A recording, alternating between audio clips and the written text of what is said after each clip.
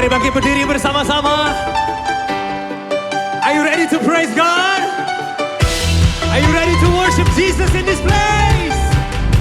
Come on everybody!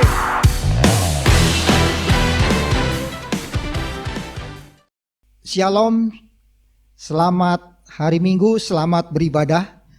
Selamat berjumpa kembali dengan video untuk firman Tuhan bagi jemaat sekalian. Sebelum mendengarkan firman Tuhan, kita akan bersama-sama berdoa.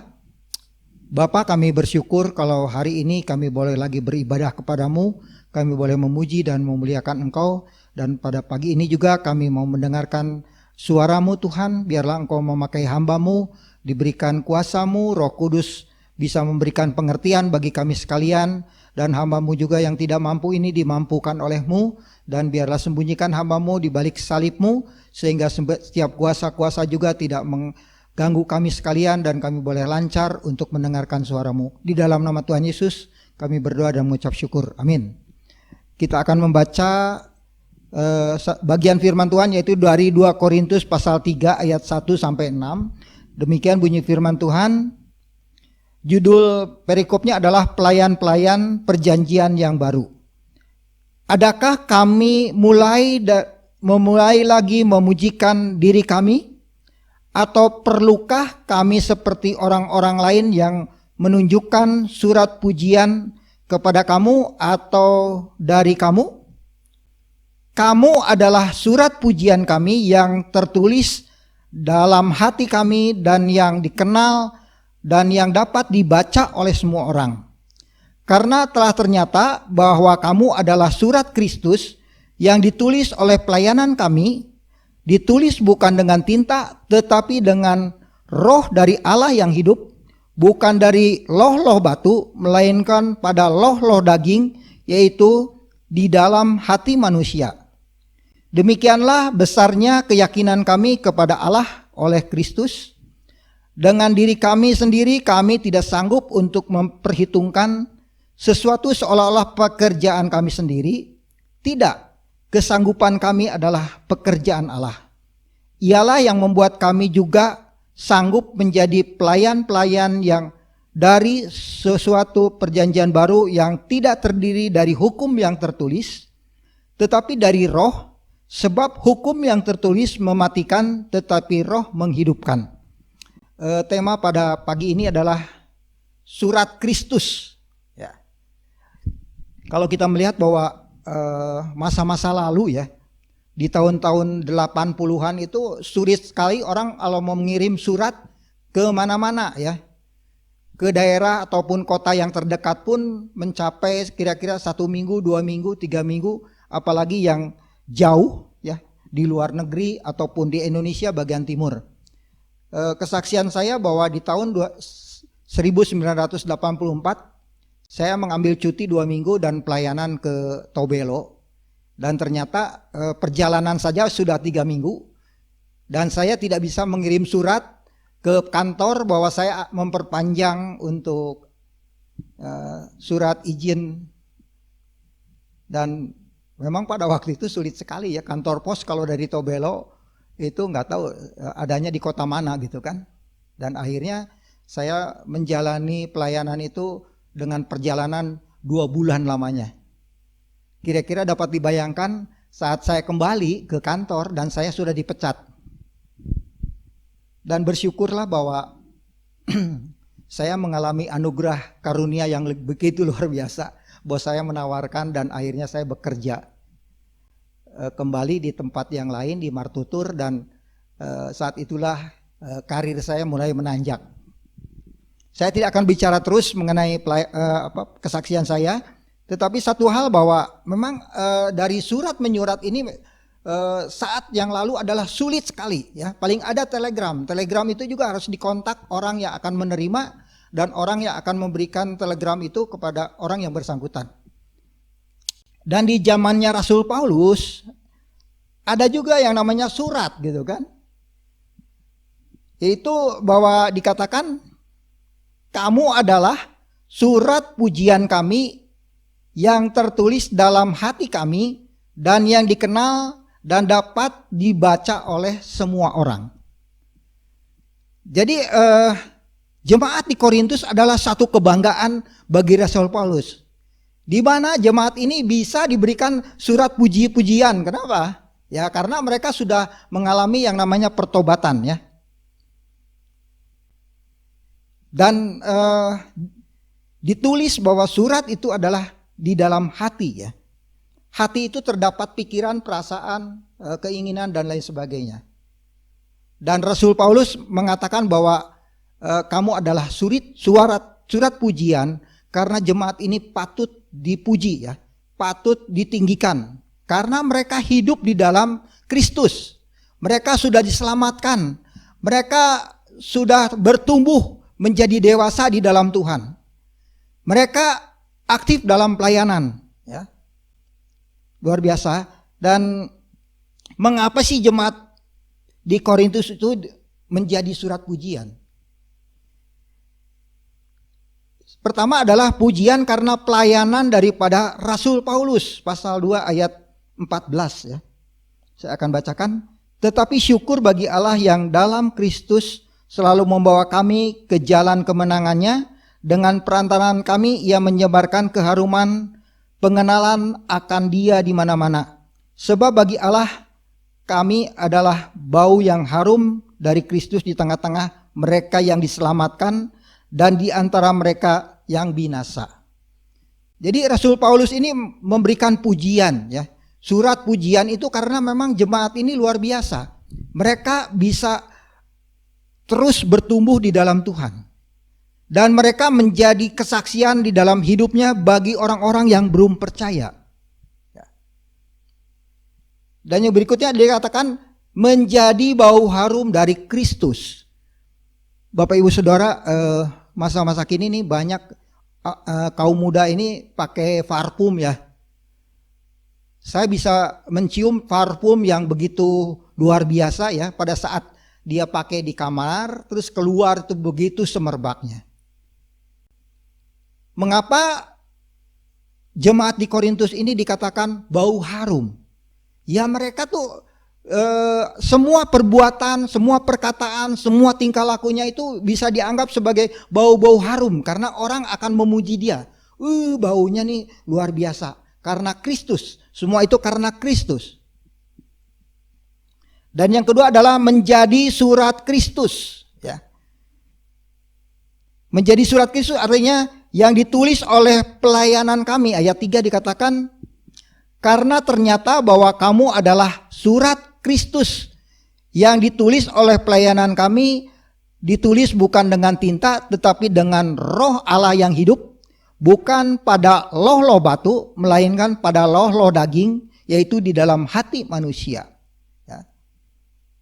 Jadi dikatakan di sini ditulis oleh pelayanan kami, artinya Rasul Paulus menuliskan semua pelayanan-pelayanan yang diberikan kepada jemaat di Korintus, ya, sehingga apapun yang dia lakukan itu Roh Kudus mengingatkan, ya, mengingatkan kepada jemaat itu, sehingga yang ditulis itu adalah di dalam hati, ya.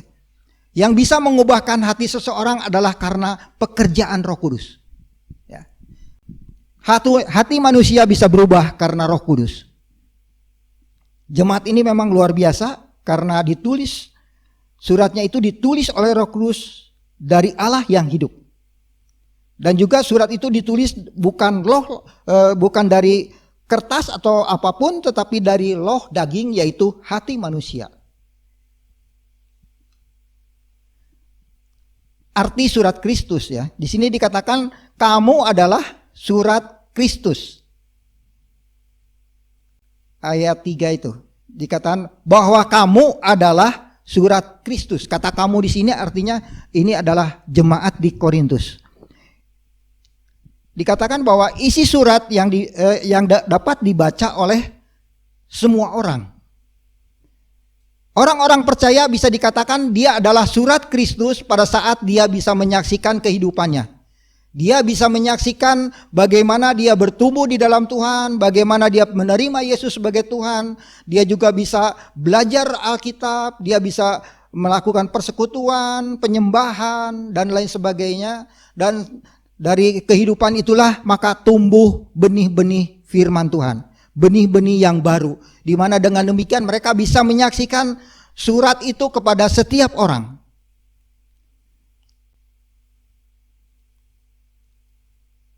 Dan yang penting lagi di sini dikatakan bahwa kesaksian mereka adalah kesaksian yang hidup yang bisa membawa kepada Yesus. Dan berikutnya lagi adalah dikatakan kita adalah pelayan-pelayan perjanjian baru. Ya. Jadi perjanjian baru adalah salah satu kitab di mana ditulis oleh rasul-rasul. Dan kitab perjanjian baru ini adalah satu perjanjian di mana waktu zaman perjanjian lama, bahwa perjanjian ini kepada nabi-nabi dan kepada umat Israel, dan itu tidak sampai. Ya. Mereka tidak percaya kepada Yesus. Mereka dikatakan keturunan ular berudak. Mereka keras kepala. Kedatangan nabi-nabi semua ditolak. Mereka tidak percaya Yesus. Tetapi dalam masa perjanjian baru, di mana Kristus lahir, Kristus yang memberikan anugerah, di Kristus yang memberikan keselamatan, pada saat itulah pelayan-pelayan yang menjadi murid daripada Rasul Paulus ini, yaitu jemaat Korintus, mereka adalah menjadi saksi-saksi Kristus melalui semua perbuatan yang mereka lakukan. Dan memang masa sekarang adalah masa yang selalu dinilai. Banyak hoax tersiar kemana-mana. Orang baru pergi ke rumah makan bersama dibilang pacar. Orang pergi ke kantor polisi dibilang, wah ini ada apa lagi, mungkin kasus narkoba. Dan banyak orang yang mengatakan artis atau seseorang dengan perkataan-perkataan yang tidak senonoh, ya, tidak baik dan tidak memuliakan Tuhan. Dan kita sebagai orang-orang percaya, kita perlu menyaksikan kehidupan kita di tengah-tengah dunia ini. Kita adalah dikatakan, Rasul Paulus katakan, kamu adalah surat Kristus. Berarti itu juga bagi orang-orang percaya, kamu adalah surat Kristus. Kalau saya renungkan bahwa dikatakan surat Kristus ini adalah surat edaran, ya. Surat edaran itu akan dibaca oleh siapapun juga. Kalau surat tertutup, dia ada di dalam amplop dan tidak akan dibaca. Kalau surat edaran adalah surat yang bisa dibaca oleh setiap orang. Kehidupan orang percaya akan dibaca oleh setiap orang, ya, maupun orang yang belum percaya kepada Yesus. Apa yang akan dibacanya? Apakah dia menjadi orang Kristen yang sungguh-sungguh dewasa di dalam Tuhan? Orang Kristen yang sungguh-sungguh mengasihi sesama manusia? Orang Kristen yang melakukan perbuatan-perbuatan baik? Mereka menolong banyak orang, sehingga melalui kesaksian itulah banyak orang-orang yang datang kepada Yesus. Mereka dapat membaca sikap hidup orang-orang percaya. Atau terbalik, ya, banyak orang-orang percaya sekarang tidak lagi menjadi surat Kristus yang baik, ya. Surat edaran yang tidak baik karena semua mencemoohkan, karena perilakunya yang tidak sesuai dengan firman Tuhan. Suka berkelahi, masih berkata-kata kotor, berkata-kata menghujat, berkata-kata menjelekkan orang, kata-kata yang keluar yang begitu luar biasa menyakiti hati orang, ya. Apalagi orang percaya yang mendengarkan seperti itu, maka mereka tidak akan percaya kepada Yesus. Bapak Ibu Saudara yang kekasih dalam Tuhan Yesus, marilah kita menjadi surat-surat Kristus yang bisa dibaca oleh semua orang. Artinya kita menyaksikan kehidupan kita melalui tingkah laku kita, melalui perbuatan kita, melalui kata-kata kita. Dan biarlah itu semua juga adalah semua dari pekerjaan Roh Kudus. Kita tidak sanggup menampilkan kehidupan yang baik, ya, menampilkan kehidupan yang memuliakan Tuhan kalau tanpa pertolongan Roh Kudus. Dan itu semua ditulis bukan dengan tinta tetapi dengan Roh Kudus. Roh Kudus yang menulis di dalam hati orang percaya. Sehingga mereka bisa menyaksikan bagaimana perbuatan Tuhan di dalam kehidupannya. Dan saya banyak melakukan pelayanan-pelayanan yang kadang-kadang tidak terhitung, ya. Waktu pelayanan di Immanuel itu luar biasa, ya. Di mana saya bisa mendatangi pasien-pasien. Kalau Paskah itu bisa mengunjungi ruangan-ruangan dengan membagikan traktat dan memberikan kesaksian dari traktat itu mengenai siapa Tuhan Yesus. Dan banyak orang yang percaya. Masa-masa sekarang sulit untuk membagikan traktat, sulit untuk melayani ke ruangan-ruangan karena ada peraturan-peraturan ya. Kami juga sulit untuk mengadakan persekutuan. Dan banyak sekarang rumah sakit juga lebih berfokus kepada mencari uang ya. Untuk ekonomi ya, untuk perbaikan rumah sakit dan lain sebagainya. Tidak mengutamakan bagaimana orang-orang bisa diselamatkan. Kesimpulannya adalah kita yang sudah percaya kepada Yesus menjadi surat terbuka bagi Kristus. Banyak orang yang membacanya. Jadilah surat-surat Kristus yang dapat dibaca oleh orang-orang yang belum percaya. Orang-orang yang belum mengenal Kristus. Melalui kehidupan kita, kita bisa membawa orang-orang percaya untuk orang-orang bisa percaya kepada Yesus untuk diselamatkan. Multiplikasi ini tidak akan terjadi kalau kita tidak bisa melaksanakan yang namanya menjadi surat Kristus. Kita bersaksi bagi Kristus melalui kehidupan kita, melalui perbuatan kita, melalui perkataan kita, melalui apapun yang kita lakukan. Sehingga itu semua sampai kepada orang-orang yang belum percaya. Kiranya Tuhan memberkati kita. Mari kita berdoa. Bapa di surga, kami bersyukur padamu kalau pada pagi ini kami juga boleh merenungkan firman Tuhan yang singkat. Biarlah Roh Kudus yang akan menguraikan firman Tuhan ini sehingga kami semua boleh diberkati dan kami juga dipakai oleh-Mu Tuhan untuk terjadinya multiplikasi di mana banyak orang-orang juga yang datang kepadamu, percaya kepadamu dan diselamatkan dan mengalami perubahan di dalam hidupnya dan mereka juga mau minta pengampunan daripadamu Tuhan Yesus. Engkau boleh menyucikan mereka. Kami rindu agar banyak lagi orang-orang yang percaya datang kepadamu, memuliakan Engkau dan kami juga bisa memuridkan mereka dan mereka juga bisa melayani lagi seperti jemaat di Korintus. Mereka juga adalah orang-orang yang dewasa di dalam Engkau dan mereka juga bisa kembali melayani banyak orang sehingga mereka juga bisa membawa mereka kepada Yesus dan juga banyak orang yang percaya kepadamu. Di dalam nama Tuhan Yesus kami berdoa dan mengucap syukur. Amin.